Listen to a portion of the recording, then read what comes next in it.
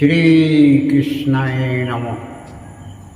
শ্ৰী শ্ৰী শঙ্কৰ গুৰুয়ে নমঃ। শ্ৰী শ্ৰী মাধৱ গুৰুৱে নমঃ। কৃষ্ণ। পৰম শ্ৰদ্ধাৰ ভকত বৈষ্ণৱসকল, আপোনাসকলে মোৰ হিয়া ভৰা অলপ জনাই আজিৰ অনুষ্ঠান মুকলি কৰিছোঁ। শংকৰদেৱে কলি ধৰ্মৰ পিছত এইবাৰ ঈশ্বৰক ভকতি নকৰাসকলৰ কথা কি বুলি কৈছে তাকেই জনাব বিচাৰিছোঁ।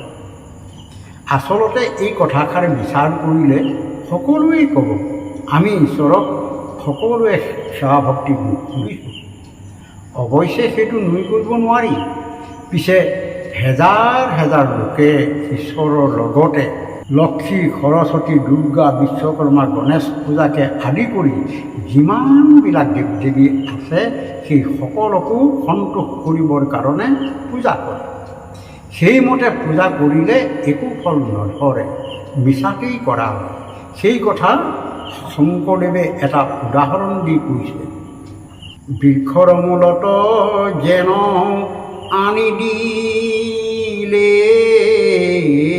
জল, হুৱয়তি পিতি ডাল পাত পুষ্প ফল। এরম ডালে পাতে সিঞ্চে যদি মূলত নে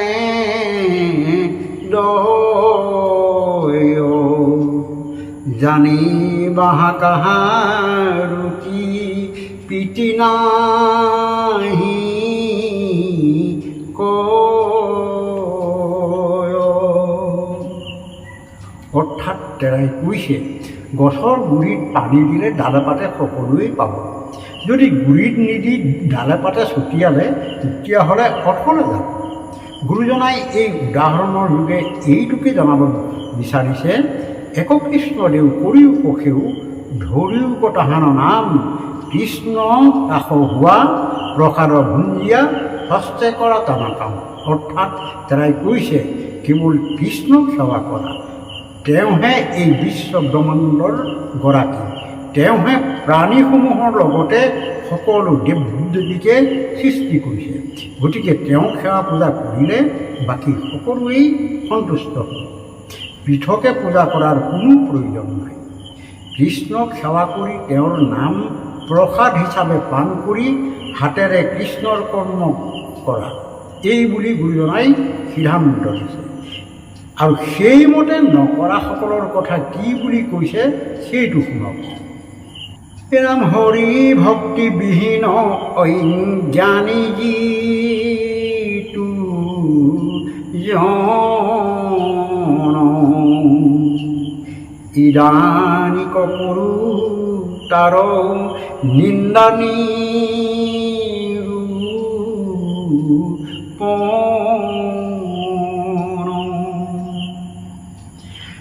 ব্ৰহ্মাৰ বচন ভগৱন্তৰ গত, তৃতীয় স্কন্ধৰ আছে নৱ অধ্যায়। অৰ্থাৎ শংকৰদেৱে যিসকলে কৃষ্ণৰ চৰণত সেৱা ভক্তি কৰা নাই সেইসকলক নিন্দা কৰি এই ত্ৰয়োবিংশ মাহাত্ম্য নিৰূপণ কৰিছে। তেওঁ যিটো বিষয়ত ক'বলৈ লৈছে সেইটো তৃতীয় স্কন্ধৰ নৱম অধ্যায়ত ব্ৰহ্মাই ভগৱন্তক কৈছে। সেইটোকে শুনক।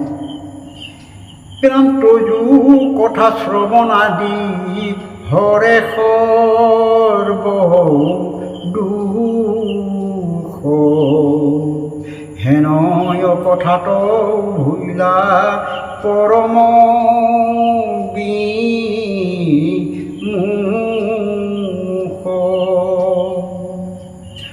অল্প কাম সুখ লোভ কৰিয়া মনত,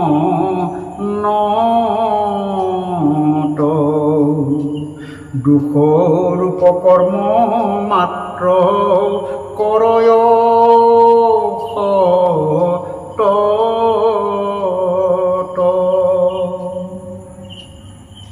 ইয়াৰ অৰ্থ হৈছে ব্ৰহ্মাই ভগৱন্তক কৈছে, তোমাৰ কথা শ্ৰৱণ কৰিলে সকলো দুখৰ অন্ত পৰে। তেনে কথাত কাণ নাপাতি ক্ষুদ্ৰমান সুখৰ কাৰণে লোভ কৰি ঈশ্বৰক পাহৰি যিবিলাক কৰ্মত দুখ ক্লেশ ভোগাৰ উপৰিও দেহৰ পৰিশ্ৰম হয়, সেইবিলাককে সদায়ে আচৰণ কৰে।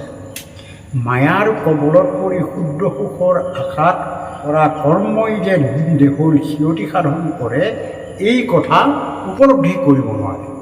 তাকে দেখি ব্ৰহ্মাই দুখ মনেৰে ভগৱন্তক কি বুলি কৈছে শুনক। এৰাম সুধা তৃষ্ণা সহে বাট বিস্তীৰ্ণ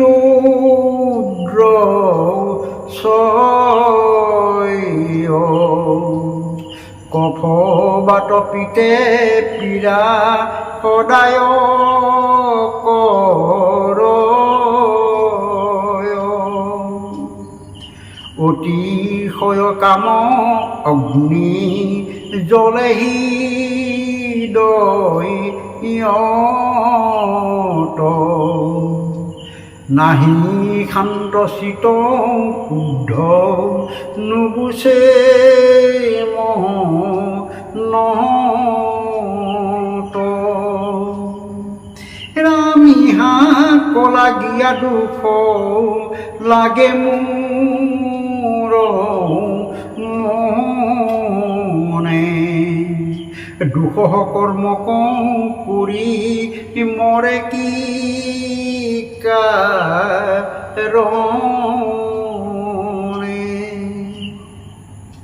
এই ভগত বৈষ্ণৱসকল ইয়াত কৈছে, অকণমান সুখৰ কাৰণে ভোক পিয়াহ ৰ'দ বৰষুণ কফ বাত পিঠ আদিয়ে পীড়া কৰি থাকিলেও দেহত যেতিয়া কামভাৱ ৰৈ হ'ব, তেতিয়া সেই আশা পূৰণ নোহোৱালৈকে দেহৰ মন চিত আদিৰ সুস্থ নাথাকে। সেইটোকে দেখি ব্ৰহ্মাই কৈছে, মানুহবিলাকে এনেবিলাক দুসময় কৰ্ম কৰি কিয় মৰিব বিচাৰিছে। শ্ৰদ্ধাৰ ভকত বৈষ্ণৱসকল, এই কথাষাৰ এবাৰ ভাবি চাব। এনেবিলাক আত্মজ্ঞানেহে নিজৰ উপকাৰ সাধিব। এইদৰে ইয়াৰ পিছত পুনৰ কৈছে শুনক। হে ৰাম তোমাৰ প্ৰসংগ যশ শ্ৰৱণ কীৰ্তন ইহাত বিমুখ আতি ভৈলা যিটো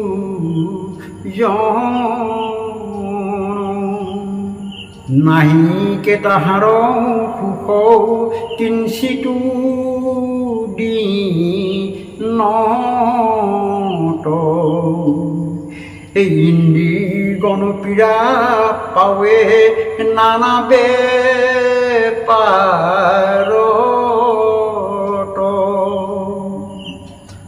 অৰ্থাৎ ইয়াত কৈছে, ঈশ্বৰৰ সম্পৰ্ক আছে তেওঁৰ নাম যশ শ্ৰৱণ কীৰ্তনত। তাত মনোযোগ নিদি যিসকলে অৱহেলা কৰি আছে, সেইসকলৰ সুখ বোলা বস্তুটো মুঠেই নাই। সেইকাৰণে তেওঁলোকৰ ইন্দ্ৰিয়বিলাকেও কৰ্মৰ দুখত কষ্ট ভুগিবলগীয়া হয়। ইয়াৰ পিছত পুনৰ কৈছে শুনক। হে ৰাম হৰিৰ কথা অমৃত যি জনে নিপিয় তাহাৰ জীৱন বৃথা কহিলো নিশ্চয়। হে ৰাম ৰাতিৰ বয়স যায় নিদ্ৰাত বিফলে ব্যৰ্থে কৰ্মে যায় আয়ু দিনৰো কৰে।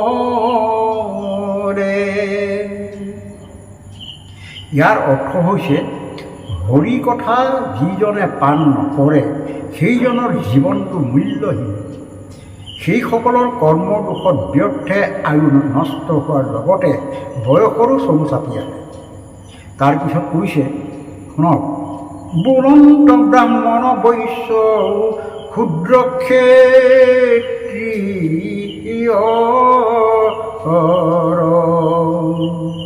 সবারও কৃষ্ণে সে পিতৃ কৃষ্ণে সে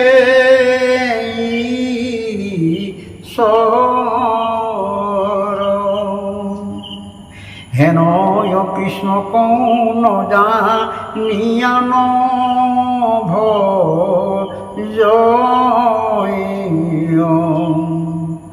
ধর্মভ্রষ্ট হইয়া ঘুর নরকে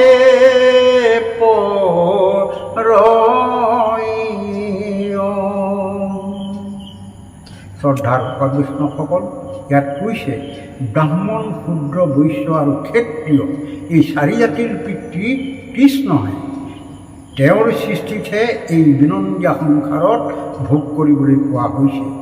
সেইজন ঈশ্বৰক জানিবলৈও যত্ন নকৰে আৰু ভজিবলৈও ইচ্ছা নকৰে। তেনেকুৱা লোকে যিবিলাক ধৰ্ম কৰ্ম কৰে সকলোবিলাক ভ্ৰষ্ট হৈ নৰকলৈ যাবলগীয়া হয়।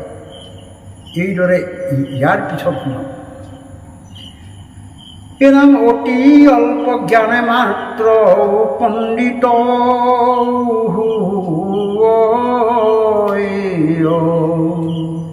নজানে কৃষ্ণ ক আন কৰ্মে সে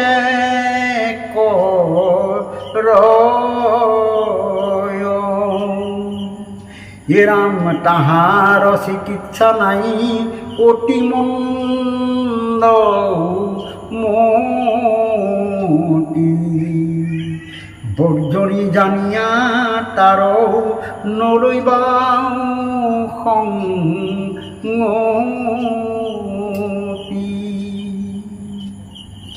ইয়াৰ অৰ্থ হৈছে কোনো লোকে শাস্ত্ৰভাগত পঢ়ি সমাজত পণ্ডিত বোলাই পৰে, কিন্তু ঈশ্বৰ কাক হৈছে তাক নাজানেও আৰু তেওঁক নভজি অন্য কৰ্মহে আচৰণ কৰে। এনেকুৱা লোকৰ চিকিৎসা নাই বুলি সিদ্ধান্ত দিছে। লগতে কৈছে তেনেকুৱা লোকৰ লগত সংগ নকৰিবা, তেনেকুৱা পণ্ডিতক ত্যাগ কৰিব লাগে। গতিকে শ্ৰদ্ধাৰ ভকত বৈষ্ণৱসকল, কথাটো এবাৰ ভাবি চাব। বৰ্তমান জনসমাজৰ মাজত শাস্ত্ৰজ্ঞ পণ্ডিত বহুতো আছে। ইয়াৰ ভিতৰত ঈশ্বৰক কেইজনে দেখিছে, কেইজনে কৃষ্ণৰ চৰণত ভক্তি কৰিছে? শাস্ত্ৰই কৈছে যিসকলে কৃষ্ণক দেখা নাই বা কৃষ্ণৰ পদপংকজত সেৱা কৰা নাই সেইসকল ভকত বৈষ্ণৱ গুৰু সাধু একোৰে পাত্ৰ নহয়। ইয়াৰ পিছত শুনক, এনাম আশয় বহুত দুখ হৰিবি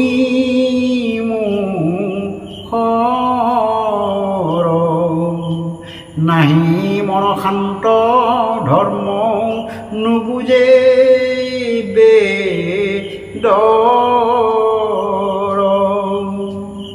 মূৰ্খ হৈয়াই আপোনাক বোলয় পণ্ডিত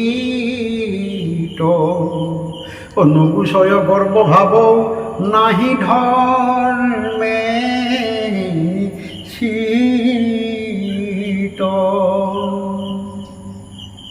অৰ্থাৎ ইয়াত কৈছে ঈশ্বৰক যিসকলে সেৱা ভক্তি কৰা নাই সেইসকলে বহু দুখ কষ্ট ভুগিব লাগিব। ইয়াৰোপৰি মনৰ শান্তি নাথাকে আৰু তেনেকুৱা লোকে বেদৰ তাৎপৰ্যও নুবুজে আৰু তেনেকুৱা মূৰ্খ লোকে পণ্ডিত বোলাই ফুৰে। সেই শ্ৰেণীৰ লোকৰ গৰ্ব অহংকাৰ কোনোদিন নুগুচে আৰু ঈশ্বৰৰ ধৰ্মত ৰতি প্ৰীতিও নকৰে। এইদৰেই সমাজত ভকত বোলাই থাকে। ইয়াৰ পিছত শুনক, এই নাম পোষয় আহাৰ দিয়া যিটো পশুচয় শিশৱে বিশ্বাসতাত কৰে তেজি ভয় হেনয় পশু কমাৰে পৰম নিৰ্দয় শুনিও তাহাৰ যেন মত গতি হয়। অৰ্থাৎ যিসকলে ঘৰত পশু পক্ষী পালন কৰি আহাৰ খুৱাই সেইসকলৰ প্ৰতি পশু পক্ষীয়ে নামাৰে বুলি বিশ্বাস কৰি ওচৰ চাপি আহে। তেনেকুৱা পশু পক্ষীক যিসকলে হত্যা কৰে সেইসকলৰ কি গতি হ'ব সেইটোকে কৈছে শুনক। এৰম পৰলোকে গৈলে তাক সেই পশু গণে, অস্ত্ৰ শস্ত্ৰ ধৰি ধাৱে অতি ক্ৰুদ্ধ মনে। কাটি কাটি শৰীৰৰ মাংস খাই বেহি, ভুঞ্জয় যাতনা ঘূৰ নৰকত পুৰি। ইয়াৰ অৰ্থ হৈছে যিসকলে পশু পক্ষীক হত্যা কৰে সিহঁতৰ আত্মাই অস্ত্ৰ শস্ত্ৰ ধৰি হত্যাকাৰীসকল পৰলোক হোৱাৰ পিছত সিহঁতকো কাটি কাটি সিহঁতৰ মাংস ভক্ষণ কৰিব। এইদৰে বহু কষ্ট নৰকত ভুগিব লাগিব। তাৰপিছত কৈছে, এই যিটো মহা অজ্ঞজনে একো নজানয়, মহন্তৰ অনুগ্ৰহে সিটো নিস্তৰয়। যিটো তত্ত্ব জানি সৰ্ব ঈশ্বৰক ভজে, আপুনিও তাৰা কবে তৰয় সহজে। অৰ্থাৎ একেবাৰে একো নজনাজনেও যদি মহন্তৰ সংগ পায় তেতিয়া মহন্তৰ কৃপাত সেইজনে তৰিব পাৰে। তাৰপিছত ক'লে, যিসকলে তত্ত্বৰূপে জানি ঈশ্বৰক ভজে সেইসকলে সহজে তৰিব। গতিকে শ্ৰদ্ধাৰ ভকত বৈষ্ণৱসকল, যেনে তেনে যত্ন কৰি ঈশ্বৰক জানি তেওঁক সেৱা পূজা কৰক। এই কামনাৰে সেৱা জনাই আজিলৈ সামৰণি মাৰিলোঁ। কৃপাৰ সাগৰ দৈৱকী নন্দন, পুৰিও মনৰ কাম, ভকতৰ সং সদায়নো গুচুক, মুখেতো আগুণ নাম। শ্ৰীমন্ত শংকৰ হৰি ভকতৰ, জানা যেন কল্পতৰু, তাহান্ত বিনাই নাই নাই আমাৰ পৰম গুৰু। হৰি ৰাম ৰাম ৰাম।